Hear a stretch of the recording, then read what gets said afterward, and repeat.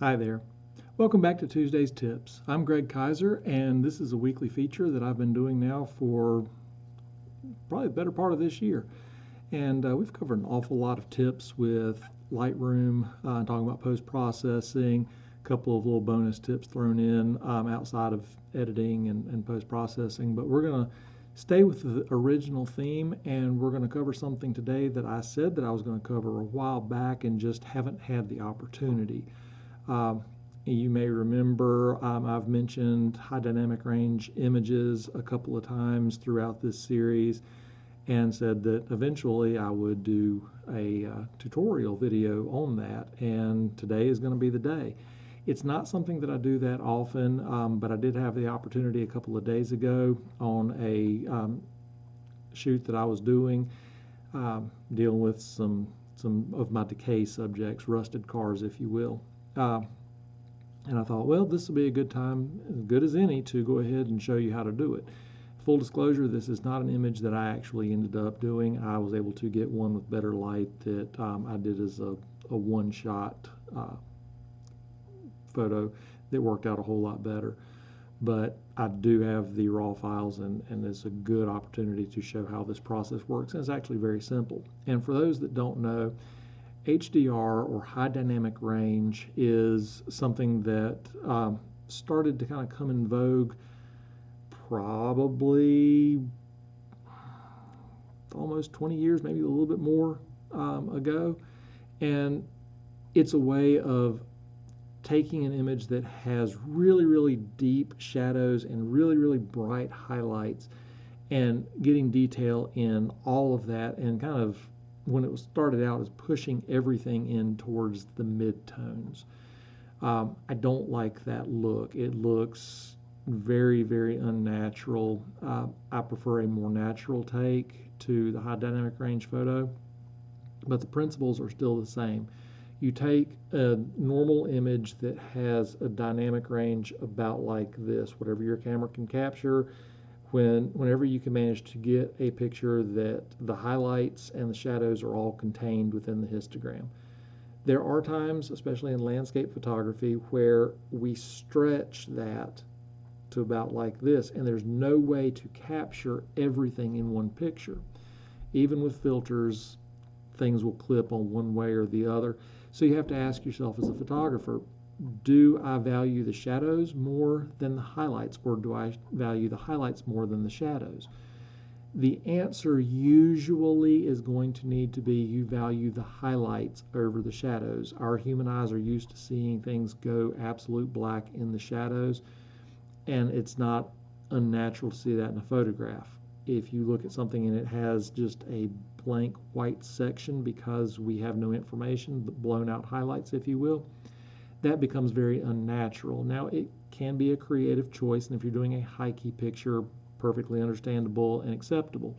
But generally speaking, we would want the shadows to go dark, and we've talked about that when setting, white points and black points and things like that. But with high dynamic range, you now have another option.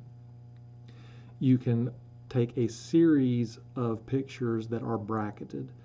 And by bracketing, I mean that we have a dark frame, a relatively medium exposed frame, and a bright frame. And that way we can capture all the detail from the deepest shadows to the brightest highlights, blend them all together into one image. It sounds more complicated than it actually is, but the idea is you get your picture set up, and tell you what, we'll go ahead and move into Lightroom, and I'll show you what I'm talking about. We are in the develop module, and say this is our scene, and this is just the raw capture, and keep in mind this is not a picture that I used. But if we look at the histogram here, we are good on the shadows right here at the edge. The highlights are right there at the edge. Obviously this white cloud causing me problems, that's going to be a blown out highlight. But this is about what a normal exposure would be. And this is at ISO 200, f11 1/13. That was my base exposure. So what I ended up doing was I figured out an exposure that was going to be comparable And comparable, I mean, keep the ISO the same, keep the aperture the same. We're going to vary the shutter speed. Now, if there's something where you have to keep the shutter speed the same, don't change the aperture on this because it will change the depth of field. We would then go with the ISO and change that. I didn't want to do that. I wanted to keep the ISO consistent throughout because that keeps the different grain levels the same for the blending. So it makes for a cleaner exposure as long as there's nothing moving in the scene. We'll talk about that. So what I ended up doing was I did one that was underexposed where I dropped the shadows, but I was able to get detail here in the cloud, and you can see from the histogram, and that's at 1/25 of a second. And I could have even gone a little bit lower just to get more detail here, but again, this was just kind of a test run just to kind of set things up, and then I decided to do this video off of this. So I did that one at 1/25, the relatively properly exposed one at 1/13, and then I exposed one for the shadows at 1/6 of a second. Obviously, everything in the sky is way, way overexposed, but we've got the shadow detail in the car.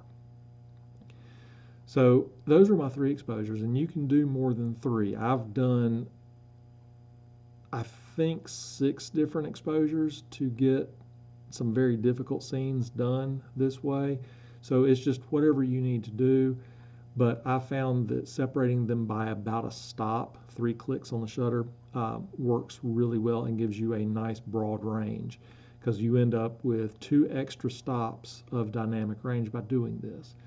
So we've got these all taken here, and I'll bring this up here because I don't think you can see my film strip down at the bottom. So we've got these 3 images here that are bracketed. Everything is the same except for the shutter speed. Now, to do the HDR blend, like I said, very, very simple. You have one highlighted here, and then you go and do your control and do a left click and a left click, or you can do the first one and then shift on the back, and that's going to highlight all 3 of these images. Then you just go and right click on your mouse and you go down to photo merge, just like we did for the pano. And if you remember the panorama that I did probably 6 weeks ago or so, this part is the same. You highlight the images and then you go over here, but we do HDR, high dynamic range. Left click on that, and Lightroom is already starting to think, creating HDR preview. It doesn't take long. It's a lot quicker than if you're doing the pano, which is nice. I still hope that the audio and all that is working through this because I'm doing this all on the same computer and it has limited resources, and these are big files. They're 50 point something megapixels a piece, so there's a lot of data being moved. But it does, work through everything. What it's doing is it's mapping each one of these images, and we are expanding what we can do as far as shadows and highlights and things like that. So what we've got right now is the blended image, which already looks better than any of these 3 up here. That's because I've got auto settings. That just gives me a chance to see what it can look like. I'm going to edit it differently, and before I actually do it, I will uncheck auto settings. But it gives you an idea of what it's going to look like with the range. Obviously, the cloud's still blown out. We can pull that back without a problem. But you'll see these little red things here. And what this corresponds to is this deghosting. So I can do no deghosting. And what that is it takes into account any movement that it sees between the frames because it's stacking these things. And if we do no deghosting, then it's going to overlay everything, and we go in and we see these little problems. This is that ghosting. And yeah, we could go in and do some cloning and healing and remove and stuff like that. It does get cumbersome, but this is a matter of the cloud is moving between the 3 images. And when you're doing HDR blends, you ideally don't want to have any movement in the scene. But if there is movement, that's where we start going into doing this deghost amount. So this right here is what it's showing you is movement for a low level. We still got this, so we're going to move up to medium, and we're going to let Lightroom kind of determine where there are problems in the blend, and we're going to let it kind of do its own thing. So everything that's in red is going to be adjusted, and it's going to pick one of the exposures that it feels is the best exposed, and it's going to overlay these areas. So because of the problem here, I want to go ahead and establish something that's going to correct that ghosting. So I'm good with that, and this shows the areas where the clouds are moving, and that's going to work out. And what this is going to do is going to keep you from having to go in and do a lot of cleanup. And I've had an image like this. I actually printed it out, and it wasn't until I printed it that I realized that each branch had double leaves at the end, and I had to go in and clean all that up. This is a little bit easier way. You can also see here in the trees, if there's any kind of movement, it's going to take into account that. So we're going to undo auto settings, and this auto align, keep that checked, because this just makes sure that everything is lined up. I shot this on a tripod, highly recommended. But if you're hand holding, it will auto align. You will lose some of your pixels around the edge for obvious reasons, which is another reason I like to use a tripod. It's completely simple to make sure everything stays the same. You can create a stack, which is going to put all three of these native images into one file, basically. So as you're going through the film strip, there's just one stack of images. You open it up, and it's all three. I usually don't do that, so that's unchecked. And at this point, we're ready to blend. So we go down here and hit merge, and it's going to think about it, and it's going to go through and merge, apply that deghosting, and you can see the progress up here at the top left. Hopefully audio is still keeping up, and it does take a little bit of time. Again, these are 50 megapixel images, and it's picking and choosing where those areas are that are going to be problematic and bringing them closer to mid-tone. So now we have the blended image, and it's going to show up down here. Look at the file name, and it's got the file name with the numbers, and then the extension is going to be HDR DNG. It is going to download it as a digital negative, which is that DNG. It's no longer raw, but it has all the same information. So when we go in, we open this up, we have the same maneuverability within the file that we did when it was in raw form. So we go into develop, and I'm not going to do a full edit on this, but I want to show you kind of where we are at with the highlights. We can bring those down a bunch. We can bring the shadows up a bunch, and it's all very clean. There's no noise here, which is what I like, because bring up shadows in something that is really, really, in deep dark shadow, you're going to get digital noise. This is a cleaner way of doing it. We can drop the exposure, and you see up here, I've dropped it almost 2 stops. See how much detail we've got in this cloud? And I can come up 2 stops close to it, and you see we have all this detail here in this car. More detail than we actually need. And obviously we're not going to process it this way, but as we go in, we do local masks, we can really pull out a lot of detail by doing this. And it's because we've got so much extra room, because we've added 2 more stops of dynamic range. You can add 4 more stops. However much you want to do. You can do your basic image and then 2 stops dark, 2 stops bright, or you can do it stepped like I like to do, just so we have a good gradation of tones. But the reason that we had to do an HDR blend with this one was because the car was in shadow and it wasn't going to get a whole lot better, and I had this really bright cloud. Eventually the light did work out in my favor, and I was able to get this better exposed, so I didn't need to do the HDR. But that's where we are. That's how to do that blend. And then you just kind of go through, do your edit as you would normally. And we'll do just something really, really quick. Just to kind of give you an idea. See, really nothing's clipping. Had two little small pixels over here to the right. No big deal. Do something like that. And then we can come up here, select subject. It's going to select the car.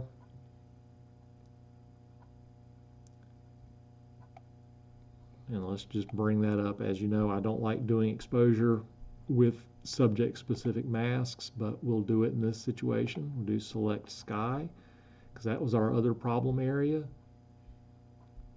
And it's thinking about it, and we'll be able to come in here. And remember, we've got that 2 stops now in the sky that we can drop it down.